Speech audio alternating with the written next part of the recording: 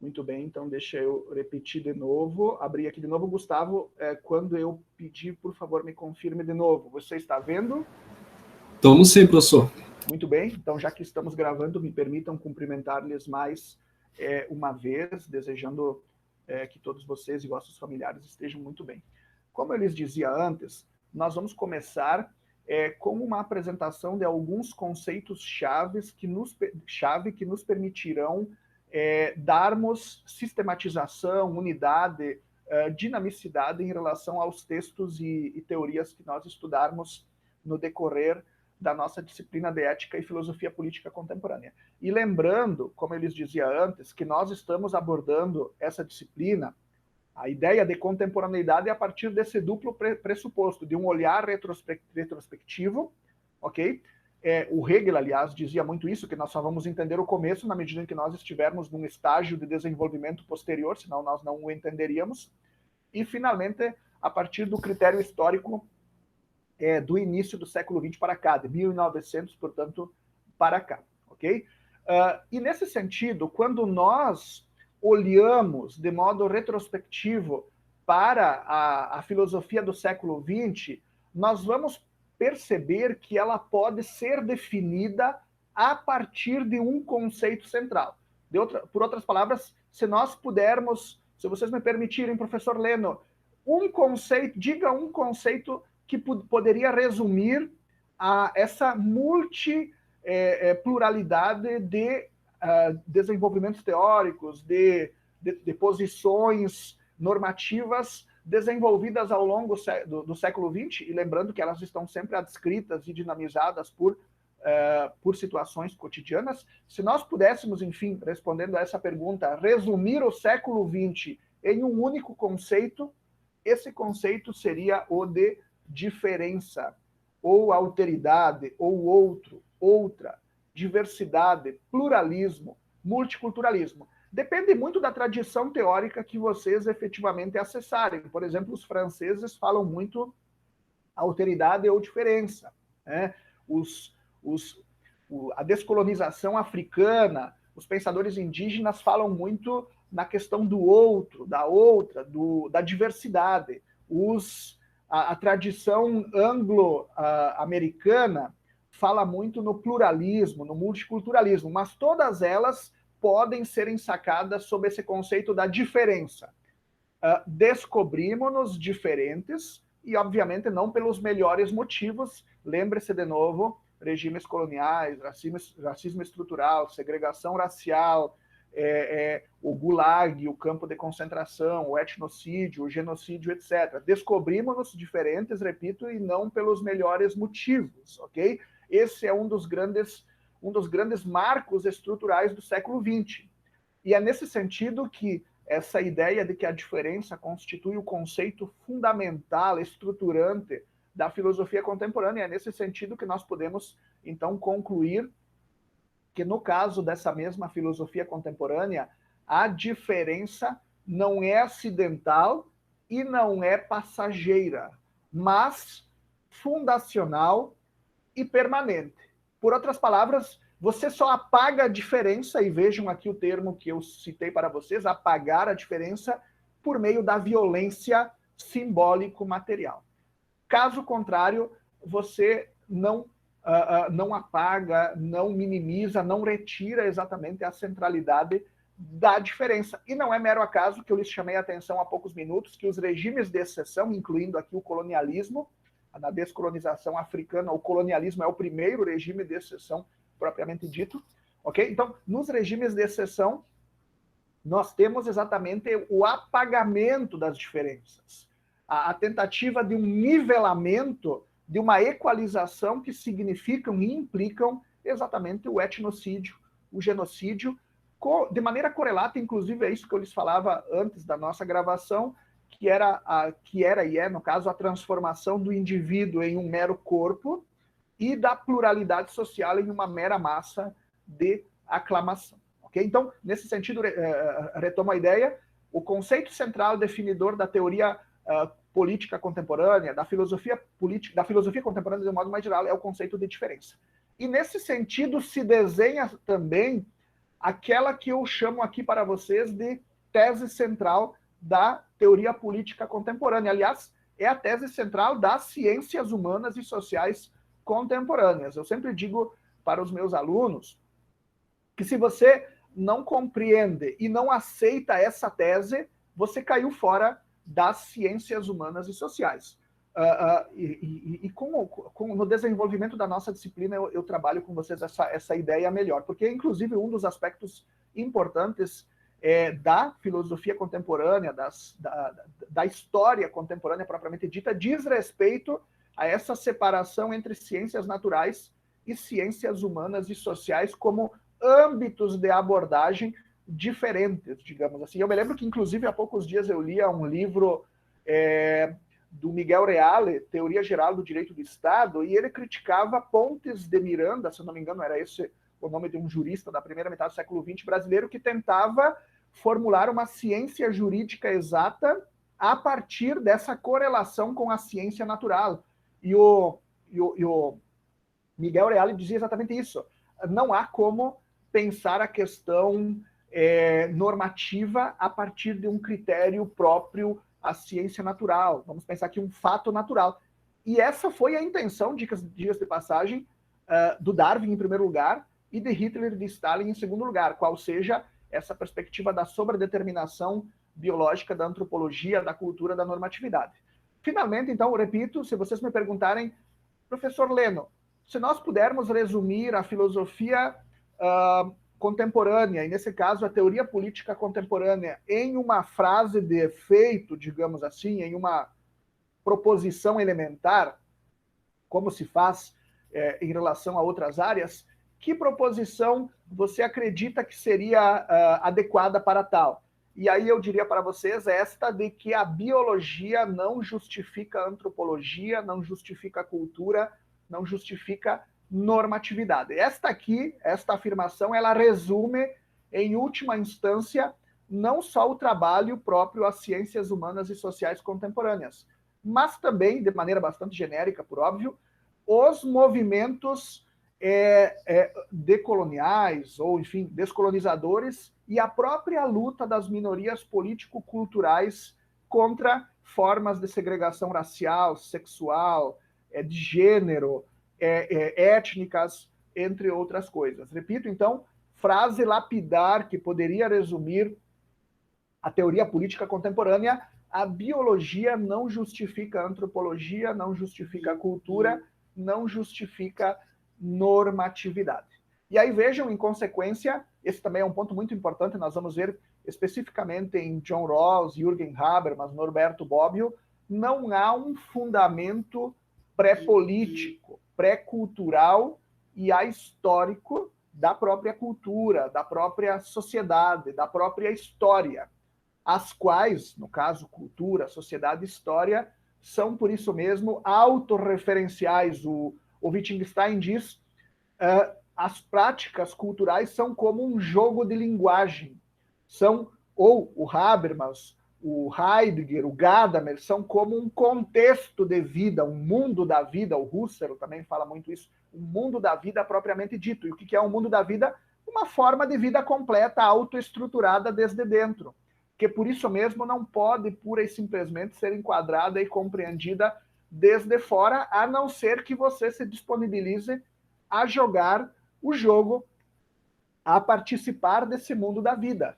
O fascismo faz exatamente o contrário, compreende de fora e, exatamente ao não compreender de fora, arrasa, apaga, destrói essa perspectiva. Então, como vocês viram aqui, a cultura, a sociedade, a história é autorreferencial, não há nada para além delas, tudo está dentro delas e é a partir disso que se desenvolve efetivamente a produção de sentido nessa correlação de socialização, subjetivação. E esse que é o ponto mais importante, é exatamente por causa dessa correlação de socialização, subjetivação que se dá tanto o desenvolvimento da subjetividade, e lembrando que na filosofia contemporânea, em particular, de cariz alemão e francês, cada subjetividade é única, é completamente singular, quanto no caso também a própria evolução social, a própria transformação social ao longo do tempo, o que mostra exatamente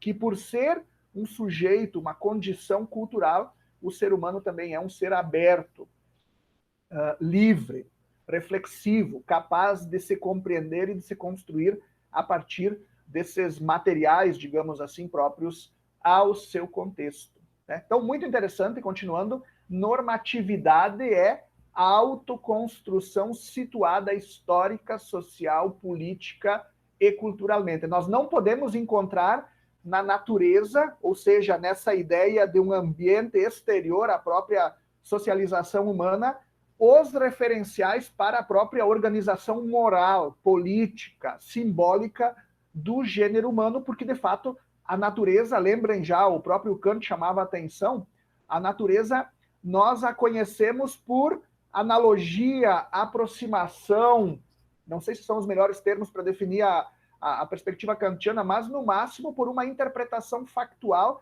que não pode ser, primeiro, considerada completa, porque é uma interpretação, e, segundo, um fator a ser trazido para a organização de um mundo que é normativo, um mundo humano que é normativo e não, no caso, meramente causal, meramente necessário, como é, no caso das filosofias modernas, a organização da natureza como uma mecânica, no caso, como uma res extensa, como uma das heranças mais imorredoras, no caso do cartesianismo. E isso significa, no caso, então, que na filosofia contemporânea o ser humano não é biológico, mas normativo, ou seja, e aí, mais uma vez, depende sempre das posições teóricas que vocês assumirem, é um ser de linguagem, e, portanto, a centralidade da linguagem, é um ser de cultura, e, portanto, a centralidade da cultura, é um ser de sociabilidade, e, portanto, a centralidade da socialização, é um ser político,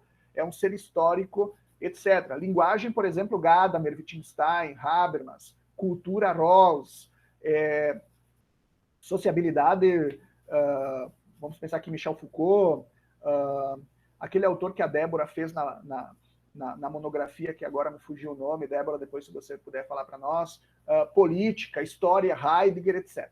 Enfim, e com isso, então, também emerge mais um argumento central no contexto da filosofia contemporânea, que é importante para nós pensarmos tanto a ideia de política no contexto da pluralidade social, quanto, inclusive, essa perspectiva de que o direito acaba sendo o núcleo estrutural, o sistema amplo desde o qual as diferentes manifestações vitais emergem. E direito naquela tríade que, por exemplo, o direito constitucional define de modo muito claro. Ciência positiva, ciência, no caso, do direito, direito positivo e, então, direitos fundamentais propriamente ditos. Então, um dos argumentos centrais, correlato aos outros dois que eu acabei de chamar a atenção para vocês, está em que tudo é cultural, linguístico, social, político, histórico, dependendo sempre da tradição filosófica que vocês assumirem. Ou seja, mais uma vez, intersubjetivo e relacional. Portanto, isso enfatiza, como eu quero lhes chamar a atenção, a autorreferencialidade da cultura, ou da linguagem, ou da sociedade, ou da política, ou da história, etc.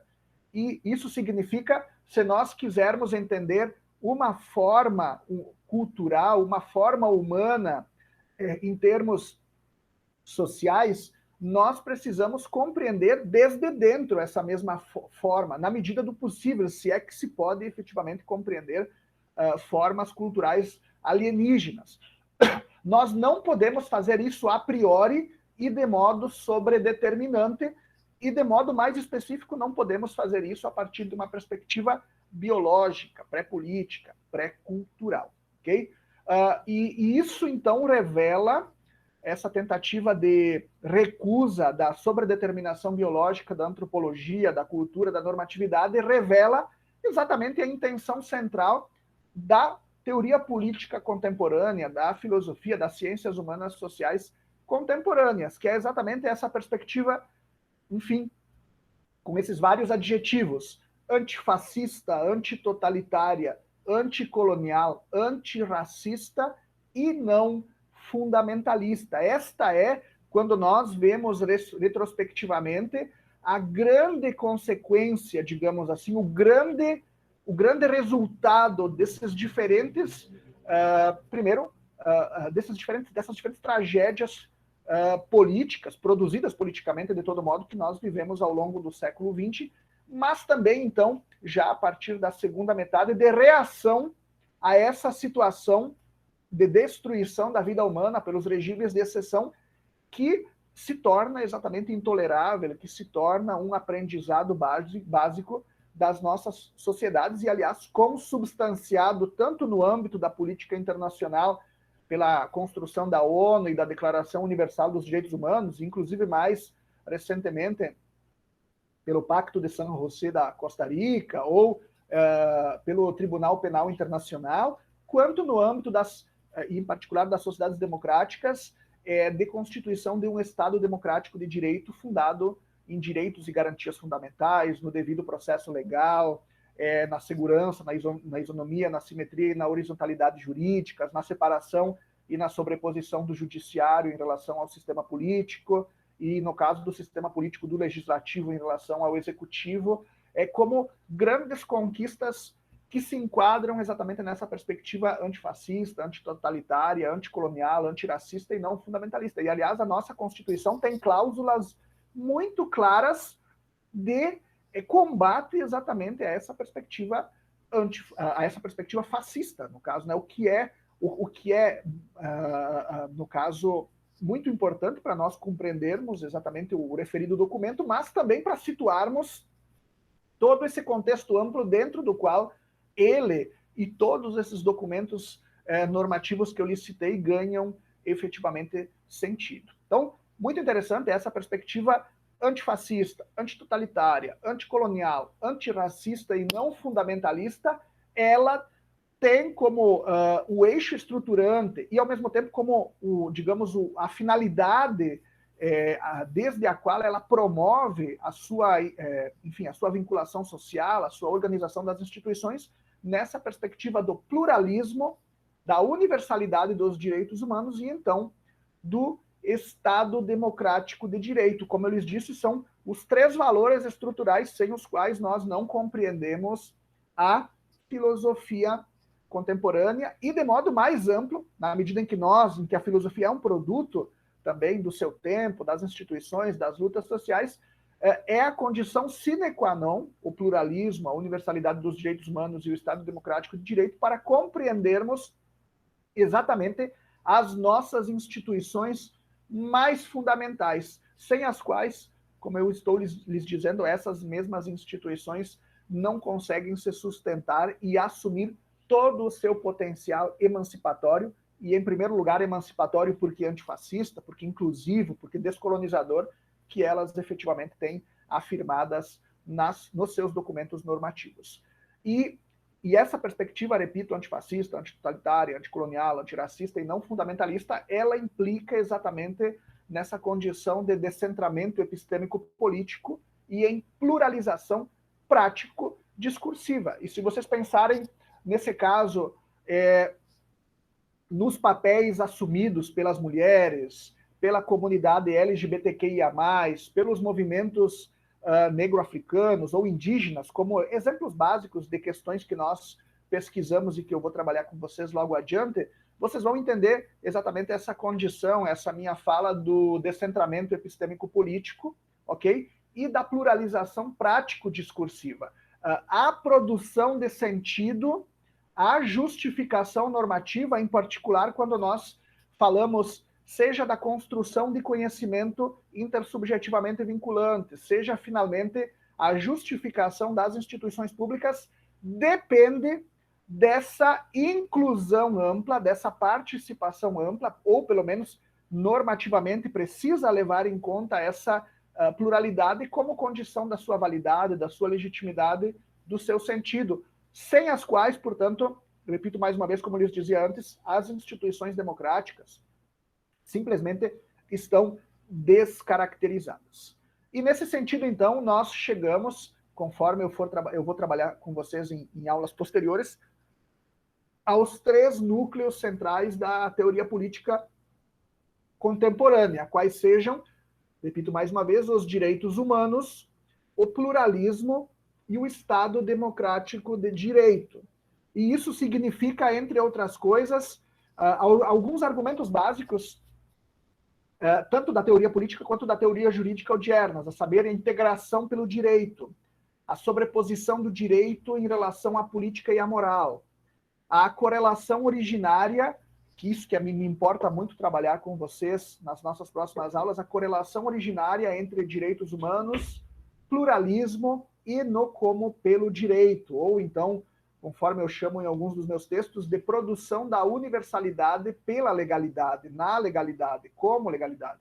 Outros autores, Habermas, Bobbio, Rawls, o próprio Miguel Reale, que eu lhes citei antes, chamam a atenção para esse fenômeno como juridificação do poder ou jurisfação do poder. E, finalmente, há poucos dias eu estava lendo um livro do ministro do Supremo Tribunal, Roberto Barroso, sobre direito constitucional, em que ele falava exatamente sobre essa questão como supremacia da Constituição. Eu trouxe esses termos porque, além dos nossos alunos, com muitos de vocês eu já trabalho essas questões em teoria política nas nossas aulas de graduação, ou trabalhava, agora vocês não são mais graduados, vocês são mestrandos, mas muitos outros aqui têm essa experiência na área jurídica, então certamente conseguem identificar por esses conceitos essa ideia mais geral própria, então, a teoria política contemporânea da correlação originária entre pluralismo, direitos humanos e direito, no direito, como direito, pelo direito. E então, com isso, feita essa introdução genérica, que eu vou complementando com essas posições teóricas ao longo das nossas aulas posteriores, eu gostaria de iniciar, digamos, com o ponto de partida para nós entendermos alguns dos regimes de exceção e algumas das práticas de exceção mais impactantes do século XX. Né? E lembrem que eu lhes falava logo no início que Charles Darwin, a sua posição, digamos assim, de um evolucionismo biológico, de uma seleção natural, vamos fazer essa correlação, evolucionismo biológico e seleção natural e sexual, inclusive, porque essa questão também é muito importante. Darwin não é só seleção natural, no caso até da questão propriamente racial, mais importante ainda da seleção sexual, que leva para essa perspectiva da eugenia propriamente dita. Darwin serve como arcabouço teórico. E isso é muito incrível, ok? Muito incrível, muito surpreendente, para o nazismo alemão, o comunismo russo, as discussões sobre eugenia, e nesse sentido as comunidades eugênicas nos Estados Unidos e até no Brasil. Né? Então é muito interessante, por exemplo, há poucos dias eu estava lendo a tradução do Robinson Crusoe, feita pelo filósofo brasileiro do início do século XX, que também era crítico literário, mas Romero, mas meu Deus, eu sempre me esqueço o nome dele, eu já vou lembrar, tem alguma coisa a ver com Romero, e ele assumia exatamente essa perspectiva no sentido de dizer que com os progressos da ciência e da eugenia, nós iríamos superar problemas de desintegração social que na época, e por influência de Darwin, eram atribuídos à miscigenação e à pobreza. E é muito interessante que Darwin é o começo dessas discussões, porque, repito mais uma vez, a sua perspectiva de um evolucionismo biológico e no caso da seleção sexual, tentam explicar, essa é a intenção dele, exatamente porque nós somos diferentes no que diz respeito ao comportamento normativo, macho-fêmea, ou mesmo em termos raciais propriamente ditos, inclusive tentando nos dar respostas de como nós poderíamos resolver os problemas sociais que para ele seriam exatamente implicariam exatamente nessa perspectiva da engenharia social como eugenia propriamente dita. Então, muito interessante.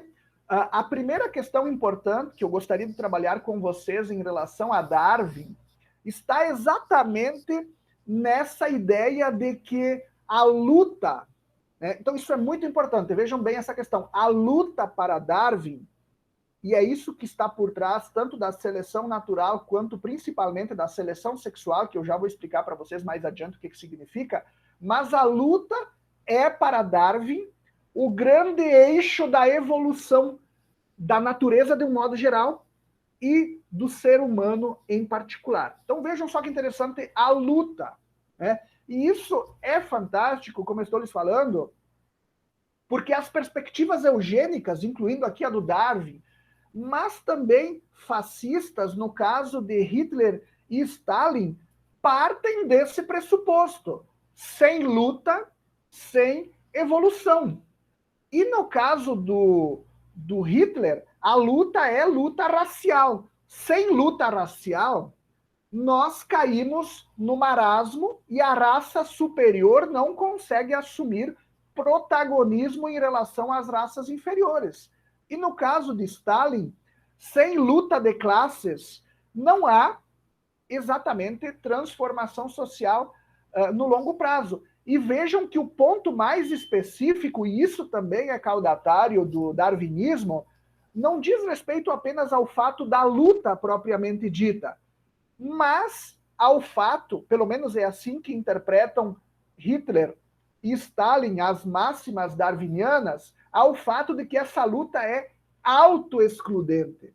Os contrários não são conciliados, os contrários se destroem reciprocamente. E enquanto um dos contrários sobrevive, o outro corre perigo. Então vejam, esta posição darwinista da luta como móvel de evolução da natureza e inclusive de evolução social é radicalizada por Hitler e Stalin no sentido de que essa luta é de autoexclusão. Os contrários não se atraem, não se complementam, eles se destroem reciprocamente. E enquanto o polo negativo, no caso a classe capitalista ou as raças não arianas, sobrevive, está presente, inclusive com esse perigo seja da conciliação ampla, seja da miscigenação, respectivamente Stalin e Hitler, enquanto o polo negativo sobrevive, está presente entre nós, ele coloca em perigo exatamente a evolução natural e, no nosso caso, então, a evolução social. Então, muito interessante, mais uma vez, que eu queria partir exatamente desse ponto estruturante da posição darwiniana ou darwinista. Eu estou utilizando esses dois termos aqui com o mesmo significado, a saber, a luta é a base exatamente da evolução natural e social. E aí o Darwin nos diz, em uma passagem extremamente emblemática desse livro que eu trouxe para vocês como base da nossa aula, A Origem do Homem e a Seleção Sexual. E ele nos diz o seguinte na página 707. A seleção sexual depende do êxito de alguns indivíduos sobre outros do mesmo sexo, com vistas à propagação da espécie, ao passo que a seleção natural depende do êxito de ambos os sexos em todas as idades. Então, vejam só, com relação, no caso, complementando, me perdoem, com relação às condições gerais da vida. Então, vejam só, o Darwin disse aqui o quê? Que a natureza, ela se dinamiza a partir de duas leis internas fundamentais. A seleção sexual, ou seja, o conflito, nesse caso, entre machos por fêmeas, e a seleção natural, nesse caso, a luta por adaptabilidade de machos e fêmeas ao ambiente circunvolutório no qual eles estão situados. Seleção sexual, seleção natural. E como nós vamos ver ao longo dos próximos slides que eu preparei, a seleção sexual é para Darwin o aspecto mais importante da evolução dos mamíferos de um modo geral, e no caso das raças humanas, e ele trabalha com esse conceito de racismo biológico, digamos assim, em particular. Então, muito interessante, o que dinamiza a evolução natural é essa correlação de seleção sexual e seleção natural, no sentido de luta, ok? Luta antagônica entre os diferentes exemplares da espécime em questão, principalmente em se tratando da seleção sexual. E aí ele nos diz a luta sexual é de dois tipos. Em um, se desenvolve entre indivíduos do mesmo sexo, geralmente machos, com o fito de expulsar ou matar os rivais, enquanto as fêmeas ficam passivas. Então, esse é muito importante. Aliás, daqui surge para Darwin a diferença, a supremacia intelectual, moral e física do homem em relação à mulher. Os homens são ativos no âmbito da seleção sexual e as mulheres são passivas. Okay? Então, muito interessante é a perspectiva, no caso, não só do machismo, do falocentrismo, mas também dessa questão da heterossexualidade compulsória e do binarismo de gênero, que eu vou trazer para vocês mais adiante. No outro, a luta é igual entre os indivíduos do mesmo sexo, com a finalidade de excitar ou atrair o sexo oposto, geralmente as fêmeas, que não ficam muito passivas por muito tempo, mas que selecionam o companheiro que mais lhes agrada. Então vejam só que interessante, e aliás, é importante salientar bem brevemente, de todo modo, já que não é o nosso objetivo aqui, que quando vocês lerem, por exemplo, a obra do Darcy, não é do Darcy Ribeiro, meu Deus, como me bate tanto esquecimento, é Casa Grande e Senzala, do Gilberto Freire, é exatamente um dos seus eixos estruturantes a perspectiva da luta sexual, da busca sexual como um dos móveis da evolução e, no caso dessa relação Casa Grande e Senzala, e, aliás, não por acaso sintetizada pelo autor, Gilberto Freire, como sadismo do senhor e masoquismo do escravo, que, para ele, perpassa a constituição de toda a nossa esfera republicana propriamente dita. Por outras palavras, o povo quer sofrer, a elite quer fazer sofrer. E, nesse caso, a elite se ramifica em duas intenções. Aquela elite que é autoritária e que tem prazer em fazer o povo sofrer, e, de outro lado, aquela elite que é, digamos, idealista, que quer ser a salvação desse mesmo povo, que precisa, então, nesse caso, de uma elite, digamos assim, salvadora. Uma interpretação muito curiosa, mas que bebe exatamente nessa perspectiva do, digamos, caudatária de Charles Darwin. E, aliás, ele cita em vários momentos literatura em torno exatamente da perspectiva da eugenia, embora ele não seja eugenista nesse sentido que eu estou trabalhando aqui ao longo do texto, o que mostra, mais uma vez, que Darwin é aqui, e não por acaso é considerado o maior cientista de todos os tempos, o elo comum entre essas diferentes posições políticas, filosóficas, enfim, ou até sociológicas. E aí vejam de novo, então, para sintetizar esse parágrafo, para Darwin, tudo depende na natureza da luta, seja no sentido de adaptabilidade ao meio, seja de modo muito mais específico, para o nosso caso aqui, em termos de seleção sexual, de luta sexual. Machos lutam entre si pelas melhores fêmeas, e é nesse sentido que os mais capazes vencem, procriam, e os seus genes são transmitidos para as proles dali caudatárias, ok? E como consequência, o Darwin vai chamar a atenção para esse fato de que da seleção sexual emerge a diferenciação racial e de gênero. Lembrem uma chave de leitura que eu trouxe para vocês logo no início da nossa aula. Qual é essa chave de leitura? A recusa da sobredeterminação biológica da antropologia, da cultura, da normatividade. O que nós estamos vendo aqui em Darwin? Que para ele, um comportamento propriamente biológico, nesse caso seleção sexual, gera uma consequência normativa, uma consequência antropológica, uma consequência cultural, qual seja a diferenciação racial e de gênero. Então, Darwin explica, ou pelo menos busca explicar, por que homem é homem e mulher é mulher, por que negro é negro, branco é branco, indígena é indígena, a partir exatamente da seleção sexual. Nós vamos ver isso provavelmente ou ao fim dessa aula ou ao fim da próxima aula, mas aqui está o eixo estruturante. E aí vejam só aqui, Se ele, no caso, qualquer interlocutor, conforme o Darwin, aceita as leis da seleção sexual, creio eu que as pode estender ao gênero humano. Então, vocês vejam o que ele falou aqui. Se nós concordamos que a seleção sexual tem um papel fundamental na evolução e na diferenciação das formas de vida, em particular, no caso aqui, sob exemplo de Darwin, os mamíferos, nós também temos que concordar que elas servem para os seres humanos, que também são exatamente mamíferos.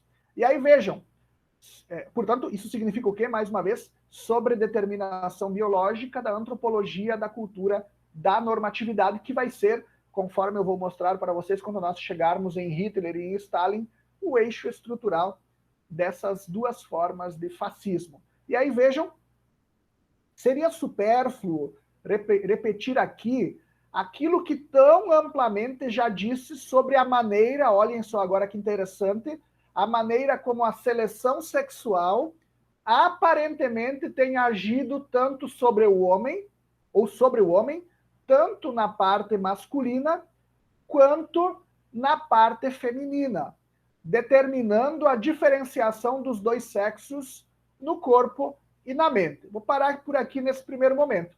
Lembrando só de maneira muito rápida, que essa crítica à perspectiva da sobredeterminação biológica, da antropologia, da cultura, da normatividade, não significa uma recusa da biologia, é uma outra questão, ok? Nós estamos aqui partindo exatamente do caráter problemático, e os exemplos em Hitler e Stalin vão nos comprovar isso, do caráter problemático, como eles diziam, dessa sobredeterminação biológica da antropologia, da cultura, da normatividade, dessa utilização da biologia ou de uma suposta ideia de um mundo biológico objetivo como base para a organização da sociedade, da cultura ou mesmo da justificação antropológica propriamente dita.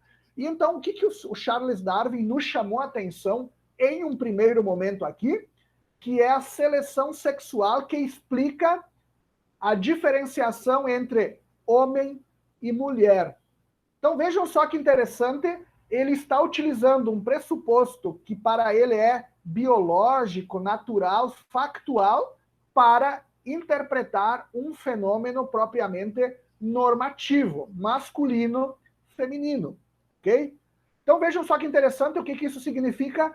Darwin está consciente ou inconscientemente justificando a perspectiva que eu lhes chamei a atenção antes do binarismo de gênero, ou seja, o corpo biológico determina compreensão de gênero. Se nasci com um corpo dito masculino, sou homem.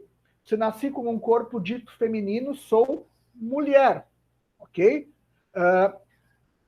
Portanto, binarismo de gênero, e justifica, em consequência, a heterossexualidade compulsória. O que é a heterossexualidade compulsória? O pênis está para a vagina está para o pênis, né? Então, é muito interessante, por exemplo, que o STF, naquele famoso voto, se não me engano, de 2011, proferido pelo ministro Aires Brito, recusou que a interpretação de gênero pudesse ser caudatária da forma fisiológica, né, do corpo fisiológico. O ministro Aires Brito, dada a sua erudição literária, utilizou, e aliás, primeiro fiquei muito surpreso, vários núcleos filosóficos para o seu voto, concomitantemente exatamente a essa ideia de primazia da Constituição como ordem objetiva, substantiva, efetiva, mas utilizou também, sobretudo, esse argumento como consequência de que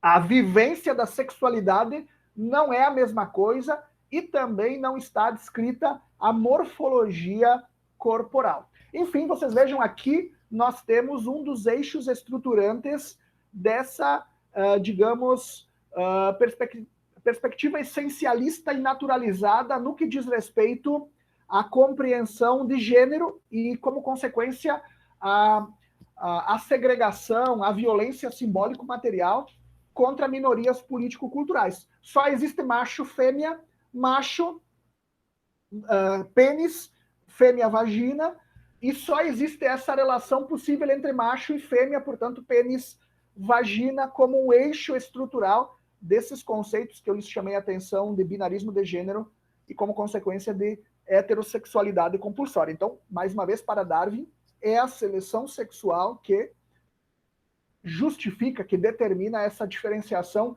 que é, ao mesmo tempo, fisiológica e normativa. Mas a seleção sexual faz mais. O que é que ela faz mais? Esse outro aspecto da diferenciação das diversas raças umas das outras por vários caracteres. Então, muito interessante para Darwin, eu vou mostrar isso para vocês logo adiante, além dessa perspectiva da diferenciação macho-fêmea, a seleção sexual origina exatamente a diferença, a separação racial entre os diferentes grupos humanos. No caso do Darwin, 3 grupos humanos: o branco europeu, o negro africano, o indígena americano. E, aliás, vocês vejam só que interessante aqui a ideia de uma geopolítica da raça. África, negro; Europa, branco; América, indígena, digamos assim, né? Inclusive indígenas chamados genericamente de peles vermelhas, diga-se de passagem. Então, muito interessante, há inclusive uma geopolítica íncita. Talvez ele não tenha compreendido, enfim, mas apenas como elemento da nossa discussão, uma geopolítica da raça íncita a essa perspectiva. E, finalmente, nós vamos ver isso logo adiante também, para Darwin, a seleção sexual implica também em estratificação social, ok? Aqui não fica, não aparece essa questão, mais à frente vai aparecer.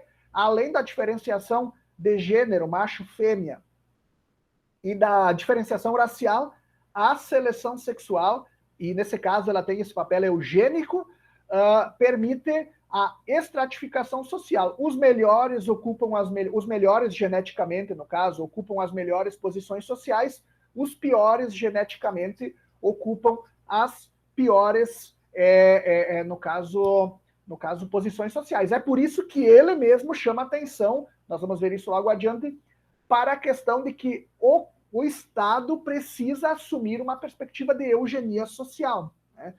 Ou seja, favorecer as uniões e as reproduções entre melhores, no caso, porque é dali que, de fato, se gera efetivamente uma evolução social superior, né? E mais uma vez, esse é um tema muito interessante, pessoal, porque, por exemplo, no livro Minha Luta, isso aparece claro: miscigenação é destruição da raça superior.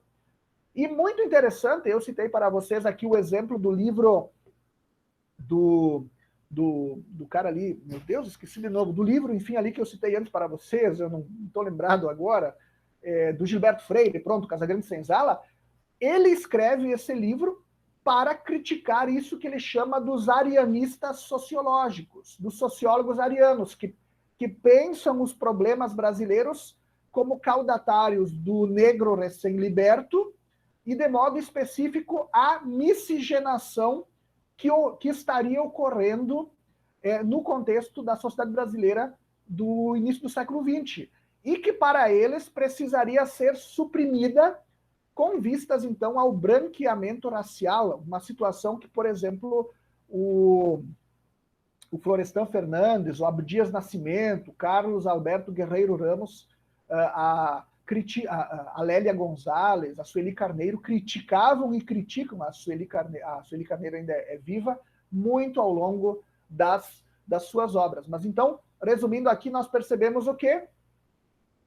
A seleção sexual é, para Darwin, o princípio biológico que permite explicar a configuração cultural, civilizacional, antropológica, normativa, nesse triplo viés: gênero, raça, estratificação social. E aí vejam alguns dos exemplos, algumas das consequências dessa posição de Darwin que ele desenvolve, no caso, no contexto da sua teoria. A primeira delas, que eu acho muito interessante, pelo menos quando eu leio o referido livro, está exatamente nessa ideia da especificidade da seleção sexual, que, aliás, explica porque os homens são superiores física, intelectual e moralmente as mulheres, a saber que o homem transmite genes específicos a homens e mulheres a mulheres. Homens, no que diz respeito àqueles genes não só distintivos da sua condição masculina, mas também da sua maior capacidade em relação às mulheres, transmitem tais genes apenas às mulheres, e estas, de sua parte, transmitem à prole feminina aqueles genes que são específicos não só da sua condição morfológica, mas também da sua inferioridade normativa quando comparada ao homem. E aí vejam, estas faculdades, inteligência, comportamentos vários, enfim, como também o gênio, devem ter se desenvolvido no homem, em parte por meio da seleção sexual. Isto é, pela luta, vejam de novo aqui, a maior parte das nossas faculdades masculinas, em particular, é o exemplo aqui, mas isso por antonomasia pode ser estendido também para as faculdades feministas, se desenvolve pela luta. Sempre chamar atenção para vocês essa ideia da luta, porque é o que os regimes fascistas vão assumir como base. A luta em prol da nação, a luta em prol da classe social, a luta em prol da raça superior, da comunidade étnico-religioso-moral de origem e de destino, é isso que efetivamente permite a evolução social, que significa também o apagamento, o etnocídio, o genocídio dos fracos ou daqueles que já não fazem mais parte do novo mundo que emerge dessa evolução natural social concomitantemente. Então, muito interessante, de novo, as faculdades masculinas, e repito, por antonomasia, as faculdades femininas, se desenvolveram pela luta contra machos rivais, e no caso das mulheres, então, pela passividade em relação a essa perspectiva da seleção sexual. E, em parte, através da seleção natural, ou seja, pelo êxito na luta contínua pela existência. Portanto, o homem e a mulher ganham as suas especificidades, e de modo específico aqui para o argumento, as suas diferenças no sentido de sobreposição, supremacia do macho em relação à fêmea, por esse duplo aspecto. Luta contra outros machos pela reprodução e, ao mesmo tempo, o fato de que homens têm que caçar, pescar, guerrear, cuidar, enfim, da sobrevivência, e as mulheres do lar. Então, vocês vejam, isso é muito interessante. Darwin assume essa perspectiva da era vitoriana inglesa, ok? Essa perspectiva, digamos, do fundamentalismo religioso-cultural, e tenta, ou pelo direta, consciente ou inconscientemente, isso nós não sabemos, ele não está mais entre nós para falar conosco, mas assume essa perspectiva do fundamentalismo religioso-cultural muito próprio da era vitoriana inglesa, e então tenta dar a ele exatamente um viés, digamos, científico, porque o que ele acabou de dizer foi isso.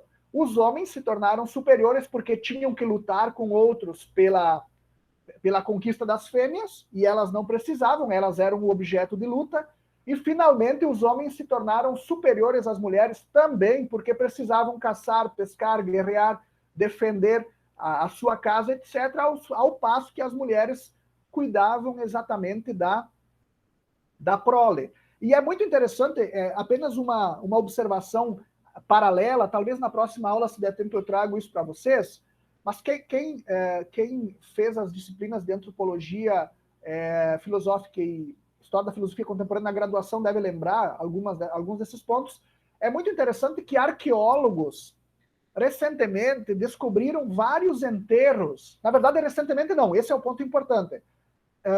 Arqueólogos, descobertas arqueológicas recentes evidenciaram mulheres enterradas com instrumentos de caça, como armas de caça, por exemplo, né? E aí, então, um grupo de antropólogos resolveu fazer uma investigação sobre se isso era exceção ou regra, e revisaram uma literatura teórica de 40, 50 anos na área da antropologia, e perceberam que de 26 ou 27 relatos de descobertas de fósseis, de esqueletos, na verdade, com armas, 14 eram de mulheres.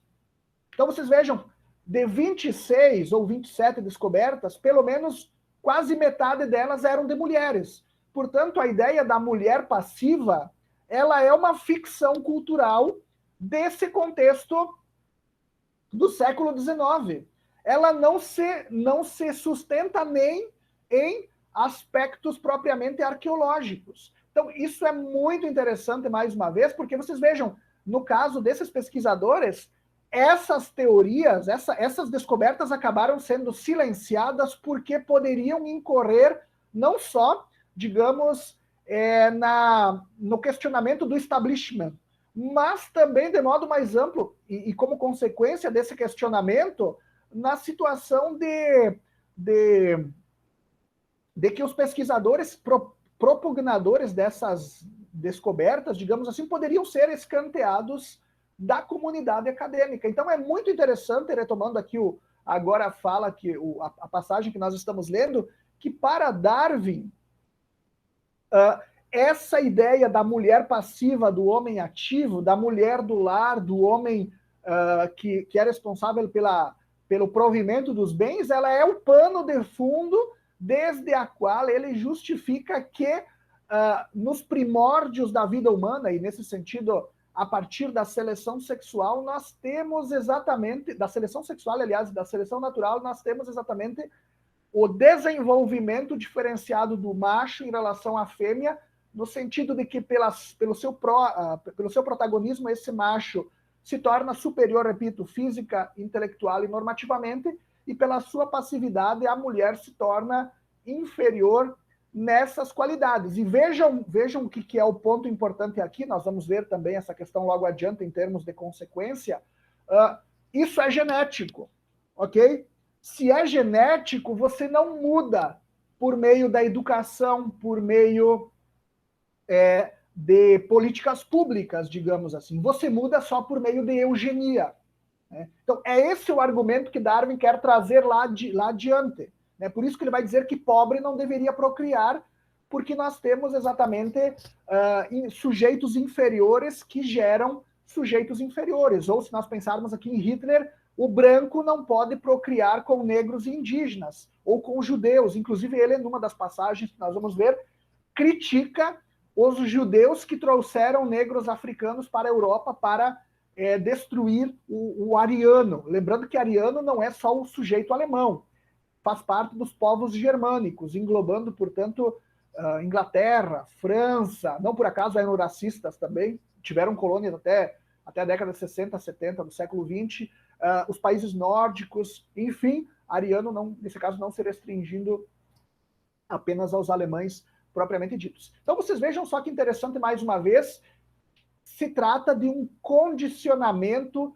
genético-fisiológico. E, como eles diziam, isso não é transformado politicamente, educacionalmente, culturalmente.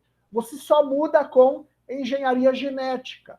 Você só muda com eugenia social, racial, e, nesse sentido, com controle estatal, institucional, dos sujeitos, no caso, em termos de com quem procriam, como procriam, e nesse caso, lembrem do ideal ariano próprio ao nazismo como um dos pontos centrais, mas também lembrem mais uma vez daquilo que eu lhes falava antes, do fato de que para muitos intelectuais brasileiros do início do século XX, vamos pensar aqui em Nina Rodrigues, Silvio Romero, pronto, lembrei, Silvio Romero, e o próprio Monteiro Lobato. Aliás, o Monteiro Lobato tem até um livro sobre um presidente norte-americano negro, se vocês puderem ler, em que essa questão ela é apresentada, mas para esses intelectuais, como eles diziam, a miscigenação era um fator de destruição da estabilidade, da evolução social brasileira, e eles falavam isso exatamente à luz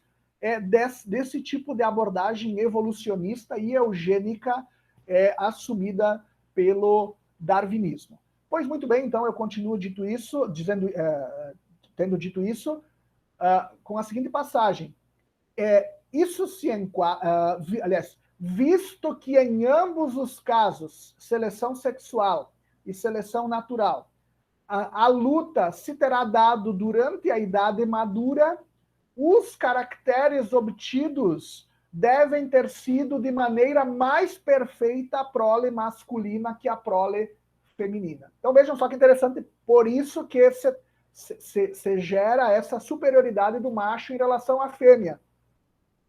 Porque os caracteres genéticos diferenciais no que diz respeito à luta sexual, à aclimatação natural, foram desenvolvidos em maior projeção pelo homem que era protagonista, que é protagonista, do que pela mulher que é passiva, que é passiva. Então, por isso que ele disse aqui que, de fato, há uma diferenciação muito profunda entre macho e fêmea, homem e mulher, e, aliás, como nós também vamos ver logo adiante, essa diferenciação é mais evidente nas sociedades desenvolvidas, é o argumento do Darwin, do que nas sociedades africanas. Nestas, pelo parco desenvolvimento civilizacional, a inteligência masculina e feminina seria muito próxima. E, aliás, lembrem, vocês têm vários documentários no YouTube, se quiserem tirar dúvidas sobre a craniometria. Se eu não me engano, tem até um jurista, o jurista que desenvolveu a perspectiva da criminologia do início do século XX, o italiano, se não me engano, acho que é Domenico Lombroso, que trabalhava com essa perspectiva da craniometria. De todo modo, me parece que é assim, eu até baixei o livro dele para ler aqui, ainda não tive tempo. Mas muito interessante, vocês vejam aqui de novo, então, a diferença macho-fêmea, que é, como eles disseram, acirrada no contexto da civilização e não tão grande no contexto de sociedades semi-selvagens ou semi-civilizadas, que era o caso dos africanos para Charles Darwin. Essa diferenciação macho-fêmea é caudatária, como eles diziam, da seleção sexual e seleção natural, óbvio, mas, nesse caso, do protagonismo do macho em relação à fêmea, e ela implica, então, em que o macho tenha ou teve um desenvolvimento genético muito superior, muito avançado em relação à fêmea, o qual tende a se incrementar, a se consolidar com a própria evolução civilizacional. E repito, isso é muito importante, isso é genético. A mulher não é, para Darwin, pelo menos nesse contexto da obra, inferior ao homem por questões culturais, ela o é por questões genéticas. E vice-versa, ou no caso, o homem é superior à mulher por questões genéticas. E é nesse sentido que desigualdades sociais e de gênero, nós vamos ver, inclusive, em passagens posteriores, elas não são resolvidas em sentido estrito por práticas institucionais, em termos de educação, integração, etc., mas pela eugenia, como eu estou lhes chamando a atenção. E ele continua, então, isso, ou seja, essa diferenciação macho-fêmea pela seleção sexual e seleção natural. E, nesse caso, essa consolidação de uma estrutura genética superior do macho em relação à fêmea, isso se enquadra com a consequente, inclusive, transmissão de macho para macho, fêmea para fêmea, dos seus caracteres específicos que lhe conferem superioridade, ou, no caso da fêmea, inferioridade, e isso se enquadra plenamente na hipótese da modificação e do fortalecimento de muitas faculdades mentais com a seleção sexual. Vejam, portanto, seleção sexual implicando em diferenciação, modificação e, nesse caso, também fortalecimento de faculdades mentais. Mediante tal hipótese, sustenta-se que, no início, elas sofreram uma mudança considerável durante a puberdade e, além disso, que os eunucos possuem tais qualidades em grau inferior durante toda a vida. Portanto, o que ele quis dizer aqui? Que as diferenças específicas do macho para a fêmea se dão com a puberdade, quando se dá, de fato, essa, vamos colocar aqui, consolidação física e mental do macho, da fêmea, do homem, da mulher, e elas permitem a conclusão, então, de que macho passa genes para macho, fêmeas passam genes para fêmeas, e como consequência, então, de que o homem, por causa dessa condição genética e não cultural, isso é muito importante, se torna, é superior à mulher. Isso, repito mais uma vez, é genético e não cultural. É genético e não político. Okay? Então, na medida em que é assim, só geneticamente você transforma, aborda, compreende. É por isso, repito mais uma vez, que o Hitler vai dizer que o jardim da natureza, que é o que ele chama essa perspectiva pré-política, pré-cultural da biologia, é demarcado, esse jardim da natureza, por 3 princípios estruturantes, quais sejam a compartimentação especista, o purismo especista, a luta especista, os quais geram, então, no âmbito político, nessa sobredeterminação biológica da antropologia, da cultura, da normatividade, nessa sobreposição das leis naturais em relação às leis sociais, geram, então, a luta, o purismo e a compartimentação ou segregação raciais, de onde vêm, inclusive, os campos de concentração, os guetos propriamente ditos. A compartimentação racial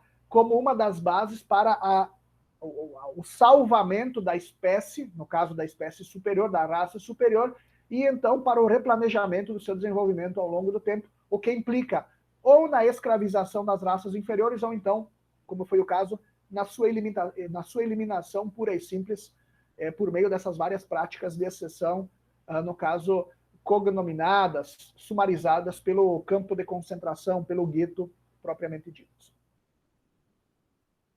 E aí vejam, então, mais uma vez, tanto no âmbito da natureza, quanto no âmbito propriamente antropológico, tudo gira em torno à luta pelas fêmeas e à procriação. De modo mais genérico, então, tudo gira em torno à procriação. Por isso, mais uma vez, a questão que vai aparecer logo adiante da eugenia, que, como eles disseram, é um dos legados e moredouros da posição darwiniana, e que vai perpassar o nazismo, o comunismo, as sociedades e as posturas eugênicas americanas, brasileiras, entre outras. Ele nos diz em relação a essa ideia de que tudo gira em torno à luta por fêmeas e por procriação.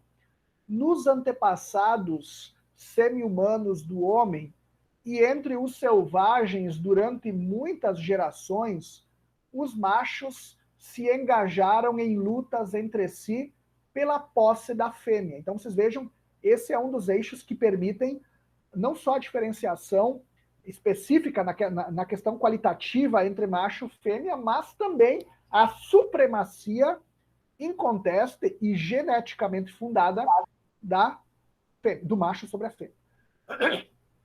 E ele continua. Mas apenas a força corpórea não teria favorecido a vitória, se não fosse coadjuvada pela coragem. Vejam, todas as virtudes masculinas nesse caso. Pela perseverança e por uma notável dose de energia. Ou seja, os homens não se tornaram superiores nesse caso apenas porque lutaram entre si, mas também porque tiveram que, para lutarem entre si e ganharem projeção uns sobre os outros, assumir também estas virtudes, digamos assim, que são ao mesmo tempo mentais, intelectuais, morais, da coragem, da perseverança e mesmo da energia. E aí vejam, e as mulheres não precisaram, por quê? Porque seriam passivas. Né? Muito interessante esse argumento, porque vocês vejam que ele é subreptício a muitas posições religiosas fundamentalistas, digamos assim, essa perspectiva da sobreposição, do protagonismo da passividade, da superioridade, enfim, da centralidade, da periferização, sem contar essa outra condição do binarismo de gênero e da heterossexualidade compulsória, que nós vamos ver logo adiante, são bases de crítica do movimento feminista, da teoria queer, em relação a essa herança, digamos, em termos de fundamentalismo religioso-cultural.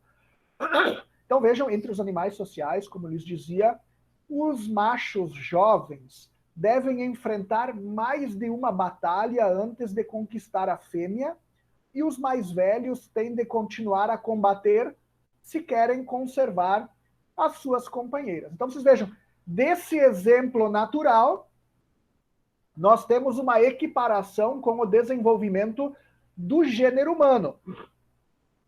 É esse aspecto que eu quero lhes chamar a atenção, que caracteriza a posição darwiniana e que é assumido e radicalizado por posições fascistas. O que o Darwin disse, em termos de um argumento genérico? A biologia determina a antropologia. Como vocês viram aqui, os animais precisam lutar uns com os outros para conquistar e manter a fêmea. É a versão maquiavélica da conquista e da manutenção do poder, maquiaveliana, da conquista e da manutenção do poder aplicada à biologia. Então, vocês vejam, Darwin disse isso. Biologia determina a antropologia. Há uma sobredeterminação biológica da antropologia. E aí vejam, e isso, como eu estava lhes chamando a atenção no parágrafo anterior, você, por um lado, tem esse aspecto prático da luta, por outro, se reveste em quê? Em uma consequência genética, molecular, ok? Diferenças de gênero, de sexo e raciais não são políticas, são genéticas. Esta é a posição darwiniana e, como lhes disse, é um dos eixos estruturais, não só da perspectiva do racismo estrutural, mas também, em muitos casos, do fundamentalismo religioso. Só queria lembrar para vocês a questão do sínodo dos bispos, no contexto da Igreja Católica 2015, 2016, 2014, 2015, que, aliás, foi duramente, pelo menos na época, criticada, perdoe-me, pelo Papa Francisco na sua encíclica Amoris Laetitia, no caso, que a Igreja não pode simplesmente assumir um fundamento ahistórico e utilizá-lo de modo direto em relação ao pluralismo cotidiano, porque isso significaria o mesmo que jogar pedra nas pessoas, como se elas tivessem exatamente uma situação muito fácil de agir conforme esses modelos ahistóricos em qualquer momento, em qualquer lugar, e como se os condicionamentos práticos e as situações cotidianas não fossem importantes, não apenas para a transformação teórica, mas também para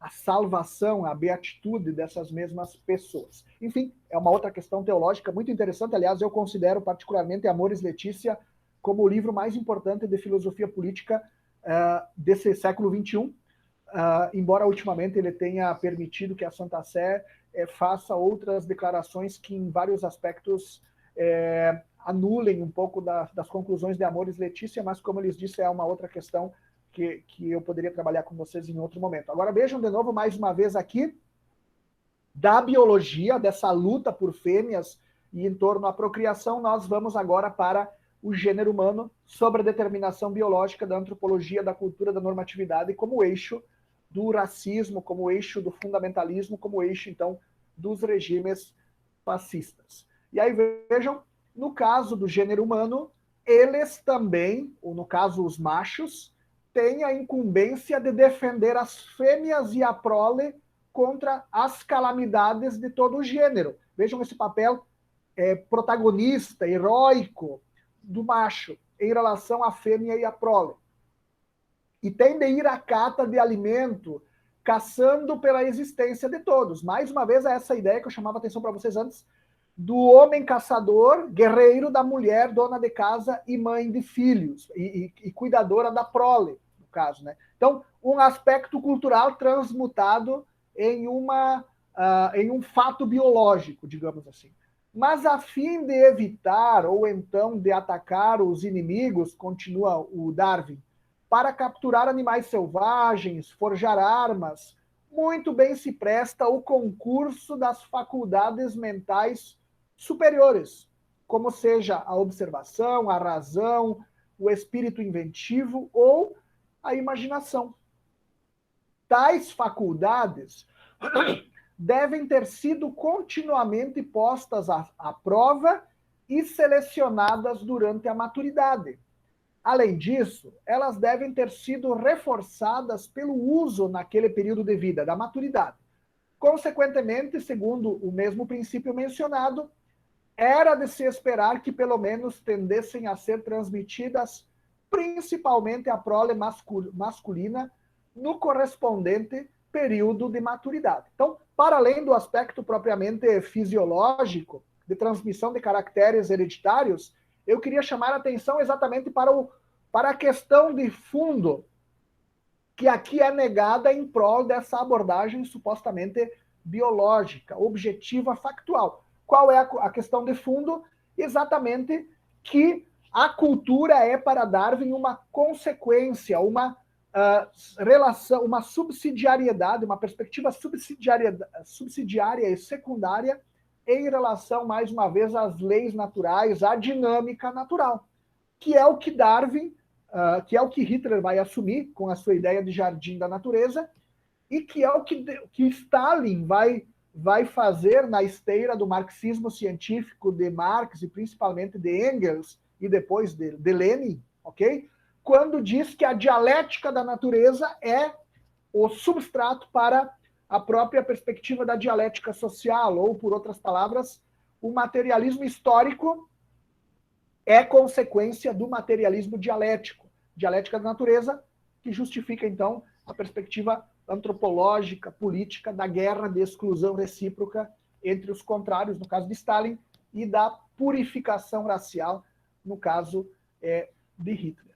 E então, como, digamos, substrato dessa sobredeterminação da biológica, da antropologia, da cultura, da normatividade, nós temos exatamente a ideia de que dos animais aos humanos, desse caminho evolutivo que vai dos animais aos seres humanos, nós temos essa tríade: sexo, reprodução e combate. E aí vejam agora sempre essa utilização dos povos indígenas, né?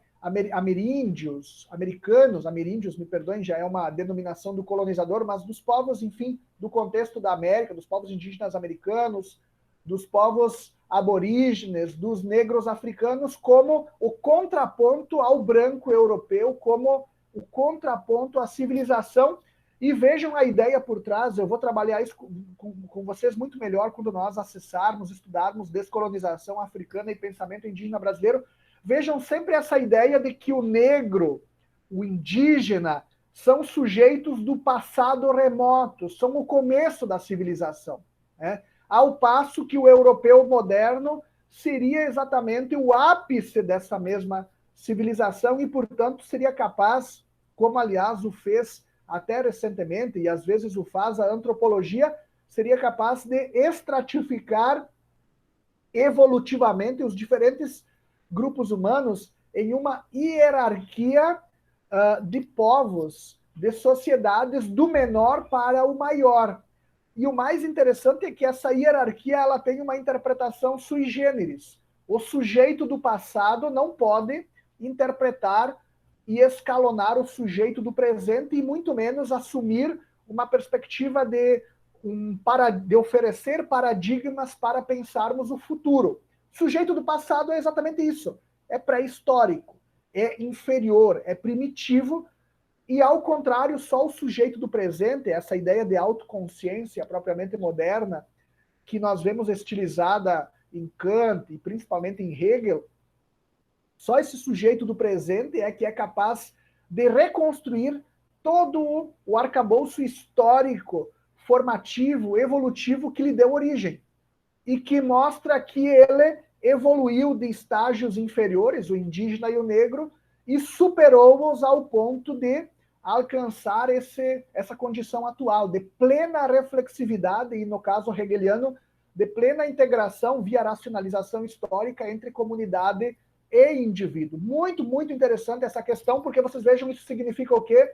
Indígenas e negros seriam infelizes remanescentes de algo que está em vias exatamente de apagamento, destruição, no sentido estrito. Vou trazer, de todo modo, essa questão, era só para vocês perceberem essa elucubração, o fato de que sempre aqui em Darwin, em Hitler, nós vamos ver isso de maneira muito clara, e inclusive em outros que eu vou trazer para vocês, como eu lhes dizia, conforme nós estudarmos descolonização africana, o contraponto da modernidade europeia, do branco europeu, da razão europeia, é sempre o negro e o indígena como pré-modernidade, como atraso antropológico, como passado antropológico, para ser mais específico. E, aliás, nós vamos ver em Darwin exatamente isso adiante de modo muito claro. E aí, vejam, o Darwin nos diz, em relação, mais uma vez, a essa ideia de que a natureza é luta, de que a evolução se dá por meio da luta, de que a diferenciação macho-fêmea e racial, e inclusive em termos de estratificação social, se dá por meio da luta, do mérito, ok? Vamos pensar aqui na ideia da própria ideia de meritocracia pura, digamos assim, como um dos critérios de evolução social. Isso é muito próprio no caso do darwinismo social, do primo do Darwin, aliás, do Francis Galton, que aliás é citado logo adiante aqui, inclusive pelo próprio Darwin, como desenvolvendo politicamente essas conclusões biológicas, digamos assim. Então vejam, o Darwin nos diz, entre os selvagens, por exemplo, os australianos, as mulheres constituem motivo contínuo de guerra entre os homens de uma mesma tribo e de tribos diferentes. Não há dúvida, vejam só que interessante, não há dúvida de que também nos tempos antigos devia ser a mesma coisa. Então vocês vejam, ele pega um exemplo contemporâneo, os, entre aspas, selvagens australianos, e diz o quê?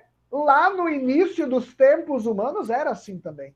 Mas por que ele diz isso? Porque ele considera, o paradigma racionalista europeu considera, então, o outro da modernidade exatamente como passado antropológico, como o começo propriamente da evolução humana, enquanto exatamente essa mistura de mitologia, de dogmatismo, de fundamentalismo, de ignorância, de violência em sentido estrito. Eu vou mostrar para vocês em aulas posteriores, quando tratar da descolonização africana, que a própria ideia do estado de natureza, contraposto ao estado de direito, em Hobbes, é uma ideia que ele retira da leitura dos viajantes europeus, em particular os holandeses dos Países Baixos, como, por exemplo, o Hans Staden, que trabalhavam exatamente com essa ideia do indígena como o ilimitado, do negro como o ilimitado. O Hegel diz exatamente isso. O negro não sabe o que é objetividade epistemológico-moral, ontológica, e por isso ele não tem controle. Ele é exatamente o homem natural, isto é, aquele que vive os impulsos, né? Não é uma pessoa capaz de autocontrole porque não tem. Vejam o argumento interessante nesse sentido de etnocêntrico, não tem noção da objetividade como tem, por exemplo, o europeu propriamente dito. E aí vejam então, entre alguns indígenas da América do Norte, o litígio constitui um hábito. Um excelente estudioso, Hirn, escreve: tem sido sempre um hábito entre esses povos lutar pela posse da mulher porque sentem simpatia. Por quem sentem simpatia?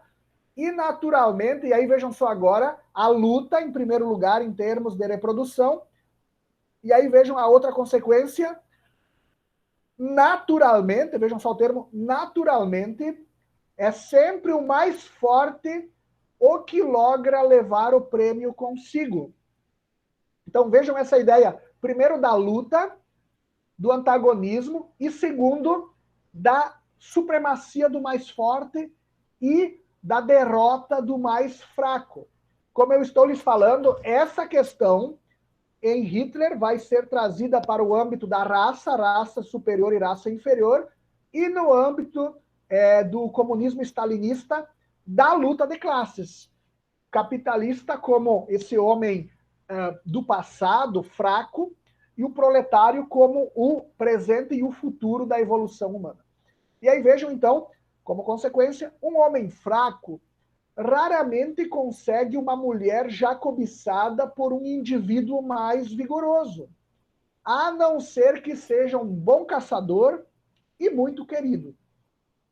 Esse costume prevalece em todas as tribos e desperta um notável espírito de emulação. Então, muito interessante, de novo, mais uma vez, em torno a esse argumento darwiniano, da sobredeterminação biológica, da antropologia, da cultura, da normatividade, e então a compreensão de que essa sobredeterminação é demarcada pela dinâmica da luta em que o mais forte leva as batatas, para parafrasear o nosso grande Machado de Assis, e o fraco perde todos os aspectos. E é nesse sentido eu quero lembrar antes uma questão que eu dizia, que essa luta no âmbito fático gera forma genética, gera determinação genética, estrutura genética e, portanto, mais uma vez, não, as desigualdades dali emergentes, elas não são políticas nem culturais, mas genéticas, assim como a luta, isso também é muito importante, me surgiu agora, mas eu vou trabalhar isso com vocês em Hitler e Stalin, a luta não tem um sentido moral. Vejam ali que quando ele disse que o mais forte ganha do mais fraco, ele não disse que isso é ruim ou errado, ele disse que naturalmente é o fraco que perde e o forte que ganha. Então, isso é muito interessante mesmo, porque já em Darwin nós podemos perceber que as desigualdades sociais, elas são caudatárias da maior ou menor capacidade genética herdada por cada sujeito dos seus genitores, e destes em relação aos seus genitores, etc, etc, etc. Em Hitler, isso vai ser algo, vai ser radicalizado no sentido de que matar um negro, um indígena, um judeu, não é algo moralmente inadequado, porque subraça não tem nenhum critério moral. Subraça é mero resquício biológico de uma evolução que precisa ser finalizada pela própria atuação das raças superiores. E isso é muito chocante, porque Hitler, e vejam o campo de concentração, o gueto é o exemplo mais claro, concebe exatamente essa ideia de que as raças superiores têm o direito natural, digamos assim, de, embora isso poderia dar uma falsa ideia do direito natural moderno, mas, enfim, então me permitam corrigir para que nós não tenhamos nenhuma incompreensão do que é o direito natural moderno, que é uma outra questão, de direitos fundamentais, propriamente ditos, mas as raças superiores têm um direito, bom, por natureza, a ou explorarem as raças inferiores como escravas, ou então se livrar delas para o seu próprio bem, uma vez que a miscigenação as destruiria.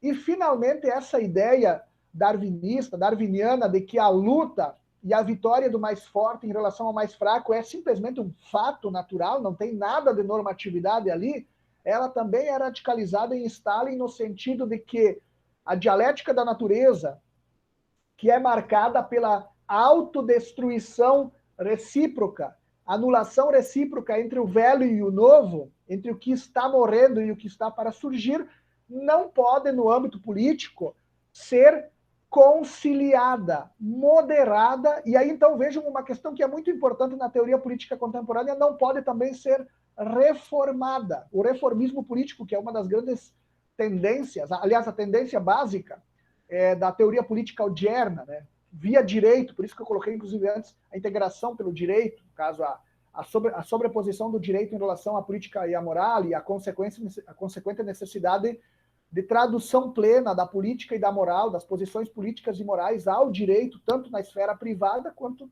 obviamente, na esfera pública. Então, para Stalin, isso não faz nenhum sentido, ou seja, essa perspectiva do reformismo, da conciliação, das reformas, da evolução gradual, porque, de fato, há uma autoexclusão aqui que exige que a classe dotada desse protagonismo e dessa atualidade histórica destrua por completo a classe que é caduca já em termos histórico-políticos. Então, como eu estou lhes dizendo, muito interessante, porque se trata exatamente dessa utilização desse argumento da sobredeterminação biológica da antropologia, da cultura e da normatividade para justificar tanto a estratificação social, a separação e a sobreposição entre raças e a diferença entre macho e fêmea, no caso de Darwin, quanto, então, no contexto dos regimes coloniais e de exceção, exatamente o racismo estrutural, a segregação ao estilo do apartheid, ou, então, exatamente a guetização e, por fim, a limpeza racial, a limpeza étnica, no caso, propriamente ditas. E aí, então, mais duas passagens, deixa eu ver, duas, talvez três, quatro, não sei se vai dar para nós vermos as 4, dado o horário, mas mais algumas 2 ou 3 passagens para nós percebermos exatamente de que a solução, no caso de Darwin, para a resolução dos problemas humanos passa pela eugenia, pelo melhoramento racial, pela questão propriamente de um controle público, institucional, da questão da procriação propriamente dita. E por que eugenia aqui? Para resolver os problemas sociais. Porque, vejam, para Darwin, mais uma vez, os problemas sociais não são sociais, eles são genéticos, eles são raciais, sexuais, ok? Então, esse é o ponto importante no caso das sociedades eugênicas, das posições racistas e eugênicas. A questão da desagregação social, da violência social, se deve à cor da pele, ou eventualmente até à pertença étnica, ou então à própria miserabilidade social. Mas essas questões, a cor da pele, a pertença étnica, ou então a miserabilidade social, mais uma vez, nas perspectivas eugênicas, se devem, por sua vez, a uma questão genética, hereditária, e não, repito, a uma construção social. E é nesse sentido que, para Darwin, a resolução dos problemas, no caso sociais, passa pela eugenia, ou seja, pela perspectiva do melhoramento sexual, racial, de gênero, coordenada pelo Estado, pelas instituições públicas. É dali que o Michel Foucault, que a filosofia francesa, diga-se de passagem, vai chamar atenção para o caráter biopolítico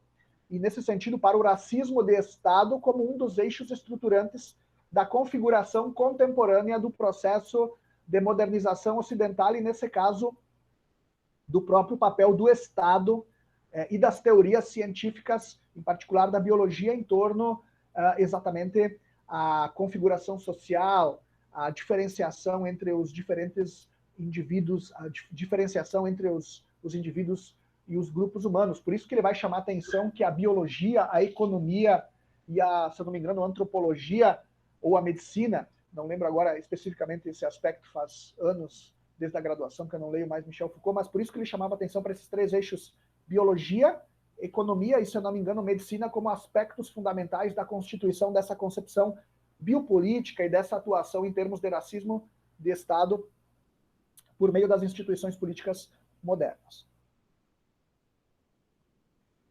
Então, vocês vejam, em relação à defesa da eugenia em Darwin como a base para a resolução dos nossos problemas sociais, lembrando que essa discussão também está nas sociedades eugênicas americana e brasileira do início do século XX. Aliás, nos Estados Unidos nós temos até hoje a questão da Ku Klux Klan como um dos exemplos mais básicos. No caso da África do Sul, nós tivemos, inclusive, a instituição do apartheid na década de 60, de 1960, as lutas norte-americanas por igualdade. Vocês lembram o assassinato do Martin Luther King, antes dele do Malcolm X, entre outros, exatamente dentro desse contexto de segregação social ampla. Tem vários filmes que refletem um pouco essa situação, embora, obviamente, dourado com as cores do cinema, mas, enfim, como o próprio Malcolm X, Malcolm, se não me engano, que é o nome do filme, tem o filme 42, entre outros que eu me lembro agora de maneira mais específica. Então, inclusive no Brasil, como eles disse ali, o Casa Grande Senzala, do Gilberto Freire, tematiza exatamente essa questão, essa crítica ao arianismo sociológico, conforme ele chama, nesse sentido de colocar a interpretação, essa sobreposição da antropologia em relação, da biologia em relação à antropologia, cultura, normatividade, por meio do evolucionismo, da eugenia, como eixo estruturante para entendermos por que nós estaríamos na situação em que estávamos, e, nesse sentido, para culparmos exatamente o sujeito negro e a miscigenação como as verdadeiras causas da nossa desagregação social. Aliás, o Silvio Romero dizia: nós temos a Europa nas nossas salas de estar, a África nas nossas cozinhas e a América nas nossas matas. Era um dito que ele tinha muito em relação a essa condição propriamente brasileira de no caso do negro e do indígena, e nesse sentido da miscigenação, como atrapalhando o nosso progresso evolutivo. E é nesse sentido, inclusive, que nós temos uma série de, com o incentivo da imigração europeia, concomitantemente à proibição da imigração de sociedades africanas, em particular aquelas de colonização portuguesa, como Cabo Verde, São Tomé, Príncipe, etc. E aí vejam, em relação à eugenia, o homem analisa escrupulosamente o caráter e a ascendência de seus cavalos, do seu gado e dos seus cães antes de acasalá-los. Mas quando chega a época das núpcias, raramente ou nunca toma semelhante cuidado. Então, primeira questão importante, que aliás nós vamos ver isso em Hitler e Stalin também, de modo muito explícito e chocante, é essa tranquilidade, digamos assim, em se utilizar um princípio, vamos dizer assim, biológico para interpretar o fenômeno humano. Vocês vejam que nem Darwin, e muito menos lá na frente Hitler e Stalin, terão qualquer dificuldade para trazer isso que eles chamam de leis naturais para o âmbito das leis sociais. E é o que ele chamou a atenção aqui. Poxa, se nós cruzamos, escolhemos o cruzamento da nossa vaca, do nosso boi, do nosso cachorro, da nossa cachorra, do nosso cavalo, da nossa égua, por que nós não podemos fazer a mesma coisa conosco? Por isso que ele disse aqui, só que nós, em geral, não fazemos isso, ou infelizmente não fazemos isso em relação à procriação humana. E aí vejam, ele é levado a motivos quase análogos àquele dos animais inferiores, quando são entregues, e aí vejam só agora, a sua livre escolha. Então essa ideia de que nós nos unimos amorosamente, sexualmente por livre escolha, isso não é algo muito palatável numa perspectiva eugênica. Porque na perspectiva eugênica, a procriação desregrada, a união sexual desregrada, não com o indivíduo da raça concomitante, superior, ela gera os sujeitos inferiores, isto é, os mestiços, né? Como vai dizer o Hitler. O mestiço, ele é superior, obviamente, ao sujeito, digamos, o sujeito mais fraco aí da cadeia sexual, mas ele não é superior ao indivíduo da raça dominante. Ele é um meio termo entre o inferior e o superior, que não vai galgar, digamos, a escada evolutiva que é própria, então, da procriação entre os melhores. Então, muito interessante, de novo, vocês viram aqui, a procriação não deveria ser algo desregrado e feito de maneira, nesse sentido, não cuidada, não reflexiva, não planejada, digamos assim. Embora o homem seja tão superior aos animais que pode avaliar altamente as qualidades mentais e as virtudes. Por outro lado, sente forte atração pela simples riqueza ou posição. E aí vejam agora que é o que me interessa salientar aqui. Todavia, mercê da seleção sexual, o que nós vimos da seleção sexual? Que é a procriação entre os melhores que gera uma prole melhor. E, aliás, é a consequência da luta entre os machos pela procriação, que os mais fortes vençam. Ou, pelo menos, essa deveria ser a dinâmica da luta. E aí, vejam, então, de novo, mercê da seleção sexual, ele, o homem, poderia, de algum modo, agir não só sobre a estrutura física e a conformação óssea de sua prole. Vejam só que interessante. A seleção sexual, a eugenia, ela permitiria não apenas o melhoramento físico da prole, mas também o melhoramento, no caso, das suas qualidades intelectuais e morais. Então, muito interessante. A eugenia implica em melhoramento não só do aspecto físico, mas também do aspecto intelectual e moral, né? Então, muito interessante que no nazismo isso vai ficar muito claro e vai ser assumido a partir da perspectiva da racialidade, do racismo e, então, do arianismo propriamente dito. Ariano só com ariano. Por isso que, aliás, o Gilberto Freire vai chamar a atenção do diz que ele denomina de arianismo sociológico brasileiro como defendendo essas teses abertamente racistas contra a mestiçagem, contra a nossa ideia de democracia racial, que para ele é a característica mais básica da colonização portuguesa no Brasil, nessa relação Casagrande-Senzala, branco e negro em particular. E de modo específico, o senhor branco e a mulher negra, porque essa é a dinâmica da relação Casagrande-Senzala, é a procriação entre o senhor de engenho e a mulher negra da senzala. Ambos os sexos deveriam abster-se do matrimônio se acentuadamente fracos no corpo e na mente. Mas estas esperanças são utópicas e nunca serão concretizadas, nem mesmo parcialmente, enquanto as leis da hereditariedade não forem conhecidas amplamente. Muito bem, então uma última, para nós podermos sintetizar, e se for possível ainda, se vocês não estiverem muito cansados, nós discutirmos um pouco.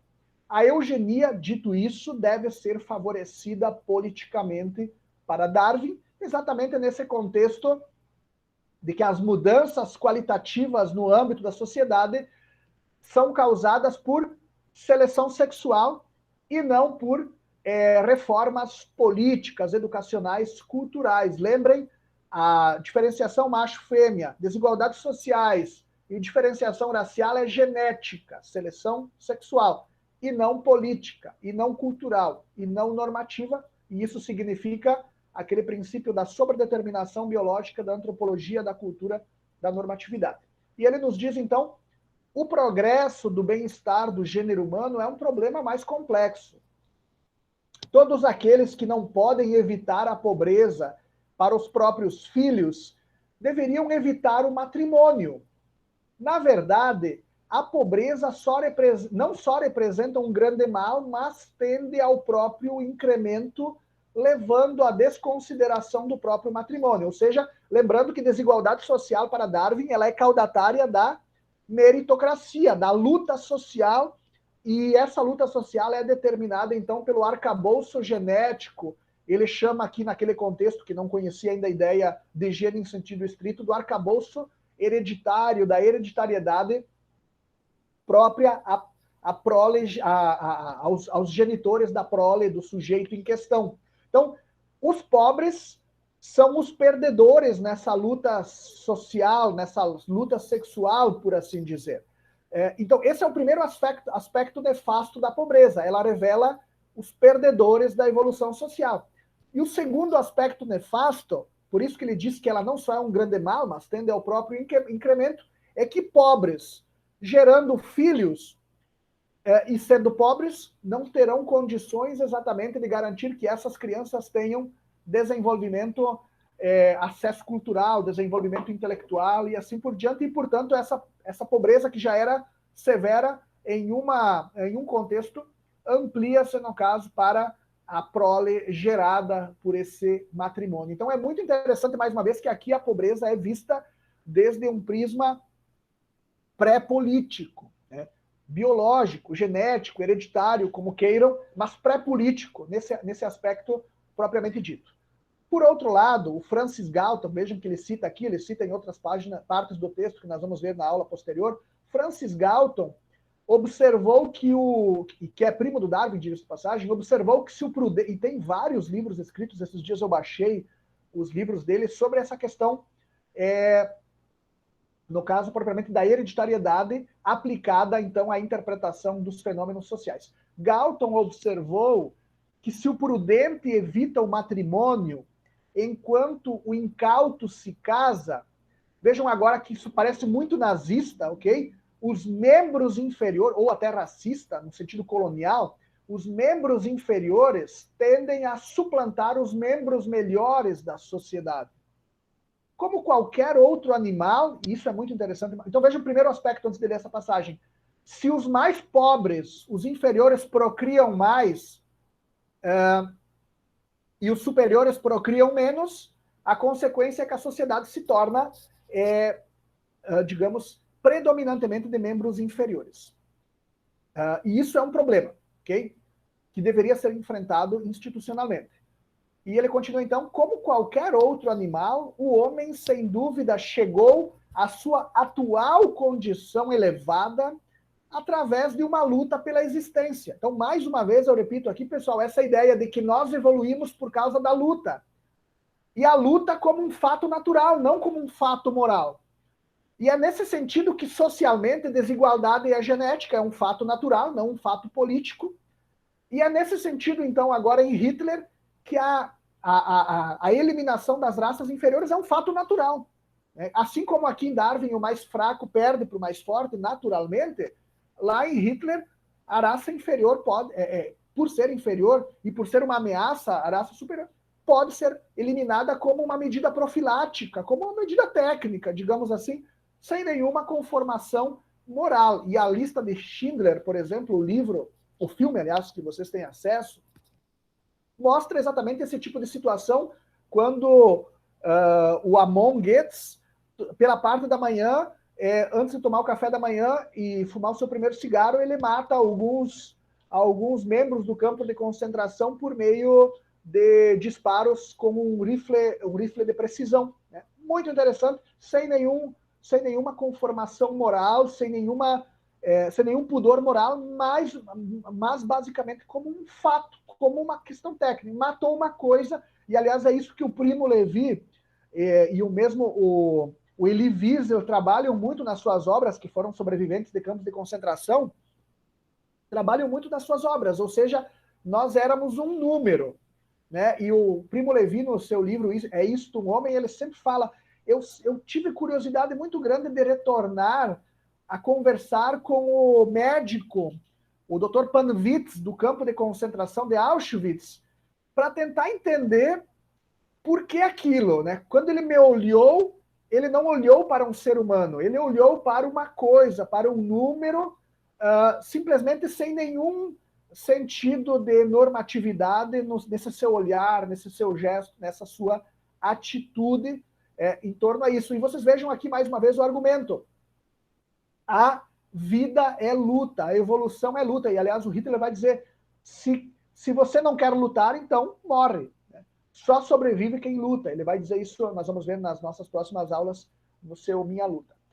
E, aliás, vejam o próprio livro, o próprio título do livro, agora que me dei conta disso, Minha Luta, no caso, né, que em grande medida se coloca como uma perspectiva profética da luta maior da raça superior, do ariano superior. Então, a minha luta ali seria como que a nossa luta da sociedade racial, no caso, né? O racista, a sociedade racista, a nossa luta por eliminação, supressão da diferença do inferior, digamos assim.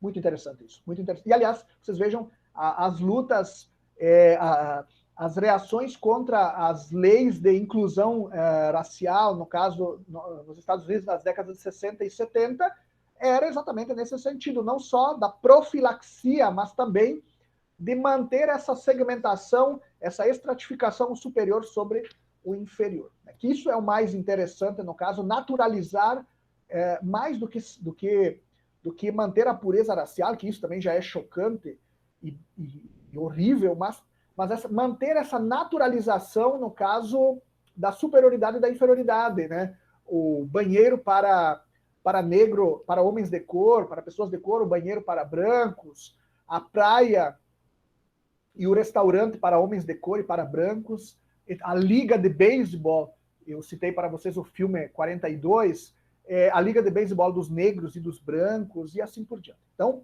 muito interessante. Vejam lá, então, se deve progredir ainda mais, repito, ainda mais, teme-se que deva estar sujeito a uma dura batalha. Mais uma vez essa ideia. Para o homem progredir, ele precisa de uma dura batalha. Porque se ele não lutar, vejam só, se assim não fosse, chafurdaria na indolência e os mais bem dotados não teriam mais êxito na luta pela vida do que os menos dotados. Então, vocês vejam, a luta separa os homens dos meninos, isto é, os fortes dos fracos, a raça superior da raça inferior, a classe dotada historicamente do futuro e a classe ossificada presa ao passado. Muito interessante isso de novo. Se assim não... essa passagem eu li, me perdoe, mas enfim, já que comecei, se assim não fosse, chafurdaria na indolência e os mais bem dotados não teriam mais êxito na luta pela vida do que os menos dotados. Por isso, a nossa natural taxa de aumento, embora aumento populacional no caso, embora leve a muitos prejuízos óbvios, não deve ser de modo algum muito reduzida.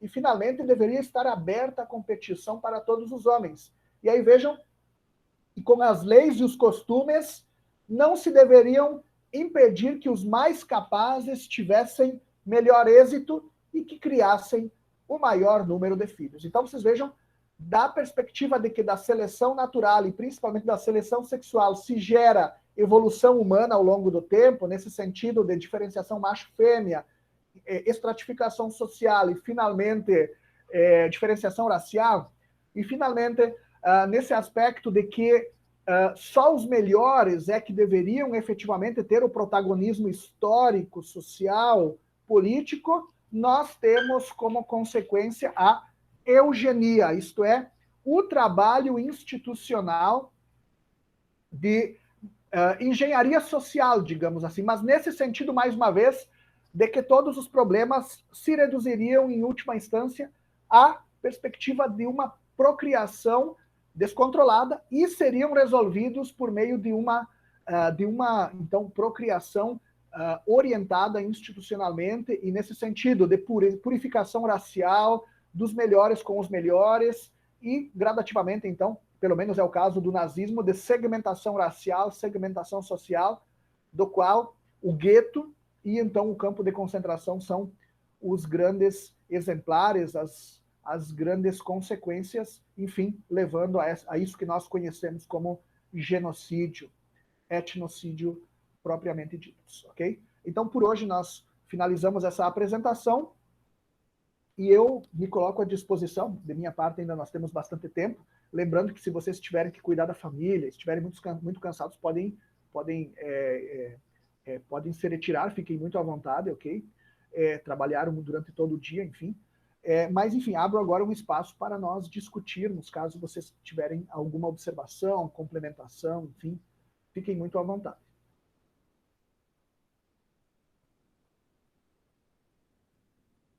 Muito bem, Lucas, fica à vontade. Boa noite.